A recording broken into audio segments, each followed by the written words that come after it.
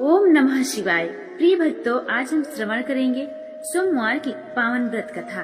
आइए इसे श्रद्धा और भाव के साथ श्रवण करते हैं। एक समय श्री भूतनाथ भगवान भोलेनाथ और माता पार्वती जी मृत्युलोक में भ्रमण करने की इच्छा करके मृत्युलोक में पधारे।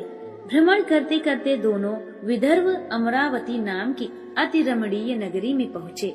अमरावती नगरी स्वर्ग के सदृभ सभी प्रकार के सुखों से परिपूर्ण थी। वहाँ के महाराजा द्वारा बनवाया हुआ अति रमणीय शिव जी का मंदिर भी था। भगवान शंकर भगवती पार्वती के साथ उस मंदिर में निवास करने लगे। एक समय माता पार्वती भगवान भोलेनाथ को प्रसन्न देख मनोविनोद करने की इच्छा से बोली, हे महाराज, आज तो हम दोनों ही चौसर खेलेंगे। शिव जी ने अपने प्राण प्रिया की बात को मान लिया और चौसर खेलने लगे। उसी समय मंदिर का पुजारी ब्राह्मण मंदिर में पूजा करने आया। माता पार्वती ने पुजारी से प्रश्न किया, हे पुजारी, यह बताओ इस बाजी में हम दोनों में से किसकी जीत होगी? ब्राह्मण बिना विचारे जल्दी से बोल उठा कि महादेव जी की जीत होगी। थोड़ी देर में बाजी समाप्त हो गई और पार्वती जी की जीत हुई। पार्वती जी को बहुत गुस्सा आया और ब्राह्मण को झूठ बोलने के अपराध के कारण श्राप देने को चली। भोलेनाथ ने माता पार्वती को बहुत समझाया, लेकिन उन्हें ब्राह्मण को कोढ़ी होने का श्राप दे दिया। कुछ समय बाद माता पार्वती जी के श्रापवश पुजारी के शरीर में कोढ़ पैदा हो गया। वह बहुत अधिक दुखी रहने लगा। पुजारी को श्राप का कष्ट भोगते हुए जब बहुत दिन गुजर गए, तब एक दिन देवलोक की अप्सराएं शिव जी की पूजा करने के लिए उसी मंदिर में पधारी। पुजारी के कोढ़ के कष्ट को देखकर उन्हें बड़ी दया आई। उन्होंने उससे रोगी होने का कारण पूछा। पुजारी ने निसंकोच सारी बातें बता दी। वे अप्सराएं बोली, हे पुजारी, अब तुम बहुत अधिक दुखी मत होना। भगवान शिव तुम्हारे सारे कष्टों को दूर कर देंगे। तुम सभी व्रतों में श्रेष्ठ 16 सोमवार का व्रत भक्ति भाव से किया करो। पुजारी ने अप्सराओं से विनम्रता पूर्वक 16 सोमवार व्रत की विधि पूछी। अप्सराओं ने बताया, सोमवार को भक्ति भाव से व्रत करो, साफ वस्त्र पहनो, संध्या व उपासना के साथ वंदन करो। बाद में आधा सेर गेहूं का आटा लो, उसमें 3 भाग करो और घी, गुड़, दीप, नैवेद्य, पूंगी फल, बेलपत्र, जनेऊ, जोड़ा, चंदन, अक्षत, पुष्प आदि के द्वारा प्रदोष काल में भगवान शंकर की विधि पूर्वक पूजा करो। तत्पश्चात 3 भागों में से एक शिव जी को अर्पित करो, बाकी 2 शिव जी का प्रसाद समझकर उपस्थित लोगों में बांट दो और आप भी प्रसाद समझकर खाओ। इस विधि से 16 सोमवार व्रत रखो। 16वें सोमवार को पाव सेर पवित्र गेहूं के आटे की बाटी बनाओ, उसमें घी और गुड़ मिलाकर चूरमा बनाओ। भगवान भोलेनाथ को भोग लगाकर उपस्थित भक्तों में बांट दो। इसके बाद कुटुंब सहित प्रसाद लो तो शिव जी की कृपा से उसकी सभी मनोकामनाएं पूरी हो जाती हैं। ऐसा कहकर अप्सराएं स्वर्ग को चली गयी। ब्राह्मण ने यथा विधि 16 सोमवार व्रत किया तथा भगवान शिव की कृपा से रोग से मुक्ति पाकर आनंद से रहने लगा। कुछ दिन बाद शिव जी और माता पार्वती जी उसी मंदिर में पुनः पधारे। ब्राह्मण को निरोग देखकर पार्वती जी ने ब्राह्मण से रोग से मुक्त होने का उपाय पूछा। ब्राह्मण ने 16 सोमवार व्रत कथा सुनाई। पार्वती जी बहुत प्रसन्न हुई। ब्राह्मण से व्रत की विधि पूछी और स्वयं व्रत करने के लिए तैयार हो गई। व्रत करने के बाद उनकी मनोकामना पूरी हुई और उनके रूठे बेटे स्वामी कार्तिकेय स्वयं माता के आज्ञाकारी हुए। कार्तिकेय जी को अपना यह विचार परिवर्तन का रहस्य जानने की इच्छा हुई। वे माता से बोले, हे माता, आपने ऐसा कौन सा उपाय किया जिससे मेरा मन आपकी ओर आकर्षित हो गया? पार्वती जी ने वही 16 सोमवार व्रत कथा की कथा उनको भी सुना दिया। कार्तिकेय जी ने कहा, इस व्रत को भी मैं करूँगा, क्योंकि मेरा प्रिय मित्र ब्राह्मण बहुत दुखी दिल से परदेश गया है। मेरा उससे मिलने की बहुत इच्छा है।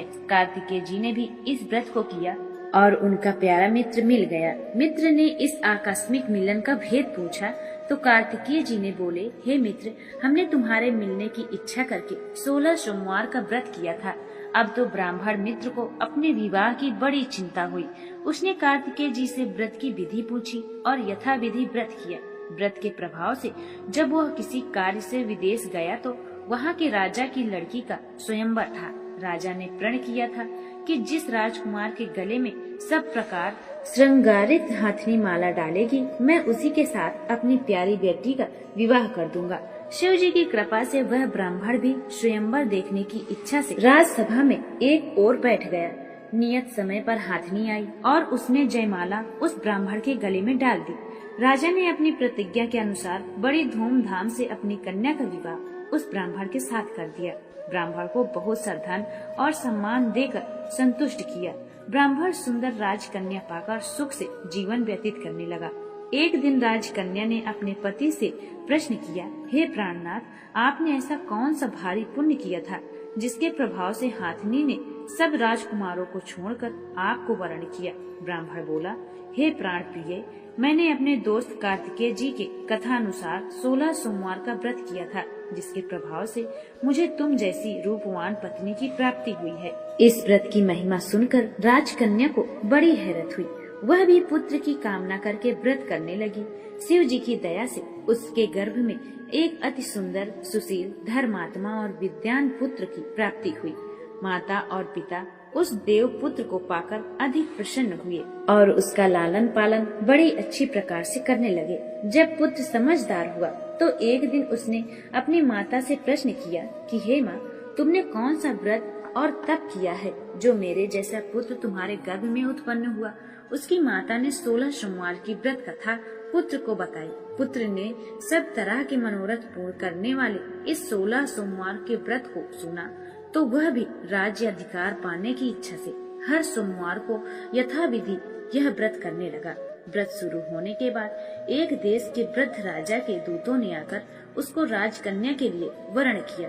राजा ने अपनी बेटी का विवाह ऐसे सर्वगुण संपन्न ब्राह्मण युवक के साथ करके बड़ा सुख प्राप्त किया। वृद्ध राजा के दिवंगत हो जाने पर इसी ब्राह्मण को सिंहासन पर बिठाया गया, क्योंकि दिवंगत राजा के कोई पुत्र नहीं था। राज्य का उत्तराधिकारी होकर भी वह ब्राह्मण पुत्र 16 सोमवार का व्रत करता रहा। जब 16वां सोमवार आया तो विप्र पुत्र ने अपनी प्रियतम से पूजन सामग्री लेकर शिव पूजा के लिए शिवालय में चलने को कहा, परंतु उसकी पत्नी ने उसकी आज्ञा की परवाह न की। दास दासियां द्वारा सब सामग्रियां शिवलिंग में भिजवा दी, परंतु वह स्वयं नहीं गई। तब राजा ने शिव जी का पूजन समाप्त किया और आकाशवाणी हुई, हे राजा, अपनी इस रानी को राजमहल से निकाल दे, नहीं तो यह तेरा सर्वनाश कर देगी। यह आकाशवाणी सुनने के बाद राजा के आश्चर्य का ठिकाना न रहा। उसने मंत्र गृह में आकर अपने सभासदों को बुलाकर कहा, मंत्रियों, मुझे आज शिव जी की आकाशवाणी हुई है कि राजा, तू अपनी इस रानी को राज्य से निकाल दे, नहीं तो यह तेरा सर्वनाश कर देगी। राज्य के मंत्री और सभासद आदि सब विस्मय और दुख में डूब गए, क्योंकि जिस कन्या के कारण उसे राज्य मिला था, राजा उसी को निकालने की बात कर रहा है। यह कैसे हो सकता है? पर राजा ने मंत्रियों की परवाह नहीं की। उसने अपनी पत्नी को राजमहल से निकाल दिया। रानी दुखी हृदय से भाग्य को कोसती हुई राज्य के बाहर चली गई। बिना चप्पलों के फटे हुए वस्त्र पहने उसे आगे एक बुढ़िया सूत काटती हुई और बेचती हुई मिली। रानी की करुण दशा देखकर वह बोली, चल तू मेरा सूत बिकवा दे, मैं बहुत बूढ़ी हूँ, भाव करना नहीं जानती हूँ। यह बात सुनी रानी ने बुढ़िया के सिर से सूत की गठरी उतारकर अपने सिर पर रख ली। थोड़ी देर बाद आंधी आ गई और बुढ़िया का सूत पोटली सहित उड़ गई। बेचारी बुढ़िया पछताती रह गई। उसने रानी को अपने से दूर रहने को कहा। इसके बाद रानी एक तेली के घर गई तो शिव जी के प्रकोप से तेली के सभी मटके उसी क्षण चटक गए। तेली ने भी रानी को अपने घर से निकाल दिया। बहुत दुख उठाती हुई नदी के किनारे गई तो नदी का सारा जल ही सूख गया। उसके पश्चात रानी एक जंगल में गई। वहाँ सरोवर में पानी पीने गई तो उसके हाथ का स्पर्श होते ही सरोवर का नील कमल के समान जल असंख्य कीड़ों में होकर गंदा हो गया। रानी ने भाग्य पर दोषारोपण करते हुए उस जल को पीकर पेड़ की शीतल छाया में विश्राम करना चाहा, परंतु वह जिस पेड़ के नीचे आती उस पेड़ के पत्ते तुरंत टूटकर गिर जाते थे। वन सरोवर जल की ऐसी दशा देख गऊ के आदेशानुसार ग्वाले रानी को पकड़कर गुसाई जी के पास लाए। रानी की मुख कांति और शरीर शोभा देख गुसाई जी जान गए कि यह अवश्य ही कोई विधि की गति की मारी कुलीन स्त्री है। पुजारी ने रानी से कहा, पुत्री, मैं आपको अपनी पुत्री के समान रखूंगा। तुम मेरे आश्रम में आकर रहो। मैं तुम्हें किसी प्रकार का दुख नहीं होने दूंगा। गुसाई जी के वचन सुनकर रानी को धीरज हुआ। वह आश्रम में रहने लगी। रानी जो भोजन बनाती उसमें कीड़े पड़ जाते, जल भर कर लाती उसमें भी कीड़े पड़ जाते थे। रानी की यह दशा देख गुसाई जी भी बड़े दुखी हुए और रानी से बोले, हे पुत्री, तुम्हारे ऊपर कौन से देवता का प्रकोप है जिससे तुम्हारी ऐसी हालत हुई? पुजारी जी की बात सुनकर रानी ने शिव जी महाराज के पूजन का बहिष्कार करने की बात बताई। तो पुजारी जी शिव जी महाराज जी की अनेक प्रकार से स्तुति करते हुए रानी से बोले कि पुत्री, तुम सब मनोरथ पूर्ण करने वाले 16 सोमवार व्रत करो। उसके प्रभाव से इस कष्ट से मुक्त हो सकोगी। गुसाई जी की बात मानकर रानी ने 16 सोमवार व्रत किए। 16वें सोमवार को विधि विधान सहित पूजन किया। उस पूजा के प्रभाव से राजा के हृदय में विचार आया कि रानी को गए हुए बहुत समय बीत गया, न जाने कहां कहां भटकती होंगी, उसे ढूंढना चाहिए। यह सोचकर रानी की तलाश करने के लिए राजा ने चारों दिशाओं में दूत भेजे। वे दूत रानी को तलाश करते हुए पुजारी जी के आश्रम में पहुँचे। वहाँ रानी को पाकर पुजारी से रानी को अपने साथ ले जाने का आग्रह करने लगे, परंतु पुजारी जी ने मना कर दिया। दूत चुपचाप वापस लौट आए और राजा को रानी का पता बतलाया। रानी का पता पाकर राजा पुजारी के आश्रम में गए और पुजारी से कहा, महाराज, जो देवी आपके आश्रम में रहती हैं, वह मेरी पत्नी है। शिव जी के प्रकोप के कारण मैंने उनको त्याग दिया था।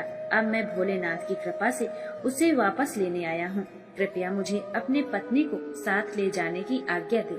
यह सुनकर गुसाई जी बड़े प्रसन्न हुए। उन्होंने रानी को राजा के साथ जाने की अनुमति दे दी।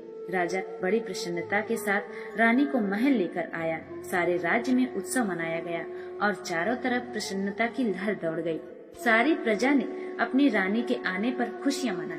राजा और रानी फिर नियम पूर्वक 16 सोमवार के व्रत का पालन करते हुए बहुत समय तक आनंद पूर्वक भूलोक पर निवास करते रहे और अंत समय में दोनों मोक्ष यानी कि स्वर्ग की प्राप्ति हुई। इस प्रकार जो मनुष्य 16 सोमवार या सोमवार के व्रत को श्रद्धा पूर्वक करता है, उसकी सभी मनोकामनाएं भगवान शिव की कृपा से पूर्ण होती है और उसे अंतिम मोक्ष की प्राप्ति होती है।